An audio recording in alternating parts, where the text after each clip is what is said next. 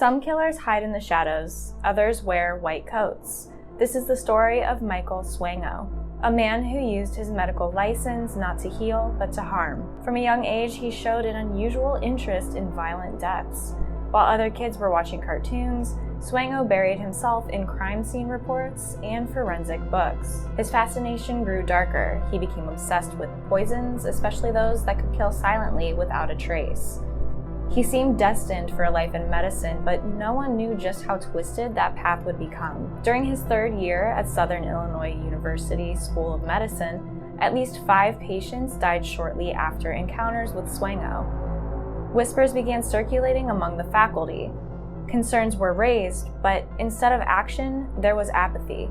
Swango graduated, degree in hand, and was accepted into the neurosurgery program at the Ohio State University Medical Center.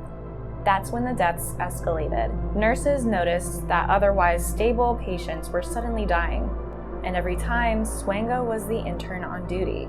They reported him, but the administration dismissed them, accusing the nurses of paranoia. While Swango completed his internship, he wasn't invited back for residency. However, he was still free, still licensed, and still dangerous. Out of the hospital, Swango became an EMT, but the strange illnesses continued, this time among his co-workers. Whenever Michael brought in food or coffee, paramedics got violently ill. An investigation led to a chilling discovery: arsenic. They found that Michael had dozens of poisons in his possession. In 1985, Swango was arrested and convicted of aggravated battery. He received a 5-year sentence, but served just 2. Upon release, he did the unthinkable. He returned to medicine. Swango took a job as a lab technician, and soon his coworkers began experiencing debilitating stomach pain, nausea, and migraines. But unfortunately, no one connected the dots. In 1991, Swango legally changed his name to Daniel J. Adams and tried to apply for a residency program at Ohio Valley Medical Center in Wheeling, West Virginia. In July 1992, he began working at Sanford USD Medical Center in Sioux Falls, South Dakota. In both cases, Swango forged numerous legal documents to reestablish himself as a legitimate physician. He falsified a fact sheet from the Illinois Department of Corrections, stating he'd been convicted of a misdemeanor fistfight rather than a felony poisoning. He even forged a restoration of civil rights letter from the Virginia's governor, claiming falsely that his rights had been restored based on good behavior. Despite his horrific past, Swango built a sterling reputation at Sanford, but arrogance got the better of him. Swango applied for membership in the American Medical Association. Unlike Sanford, the AMA dug deeper. They uncovered the truth, a felony conviction for poisoning. That same Thanksgiving, the Discovery Channel aired an episode of Justice Files featuring a segment on Swango, and the truth was out. Amidst the media attention and frightened colleagues, Sanford fired Swango. Meanwhile, the AMA temporarily lost track of Swango, but he wasn't done. Swango resurfaced, this time at Stony Brook University School of Medicine in New York, using his forged identity and credentials once more.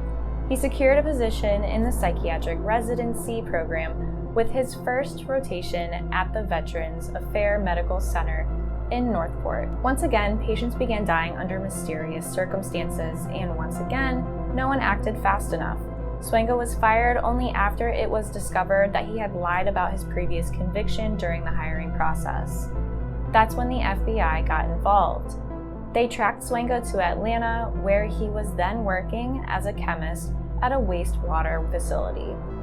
When the FBI notified the company, he was terminated again, this time for falsifying job records.